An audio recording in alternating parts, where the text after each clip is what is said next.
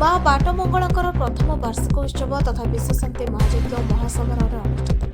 ରାସଳ ତଳପାଟଣା ଅଧିଷ୍ଠାତ୍ରୀ ମା ବାଟମଙ୍ଗଳା ମନ୍ଦିରର ମୁଖ୍ୟ ପରିଚାଳକ ଶ୍ରୀଯୁକ୍ତ ସରୋଜ କୁମାର ସାହୁଙ୍କର ଅଭାଗତରେ ଦେବୀ ମା ବାଟମଙ୍ଗଳାଙ୍କର ପ୍ରଥମ ବାର୍ଷିକ ଉତ୍ସବ 2 ଦିନ ଧରି ପାଳିତ ହୋଇଆସୁଥିବା ଆଜି 28 ଏକର ଉଦ୍ଯାପନୀ ଦିବସରେ ବିଶ୍ୱଶାନ୍ତି ମହାଯଜ୍ଞର ସୂର୍ଯ୍ୟପୂଜା ଓ ମହାଯଜ୍ଞ ପୂର୍ଣ୍ଣାହୁତି ପ୍ରସାଦ ତଥା ସନ୍ଧ୍ୟାକାଳୀନ କାର୍ଯ୍ୟକ୍ରମ ସୁଚାରୁରୂପେ ସମ୍ପାଦିତ ହୋଇଛି। मुख्य पूजक भाव रासलर पुरोहित श्रीयुक्त सजय आचार्य मांकर पूजार्चना करुवा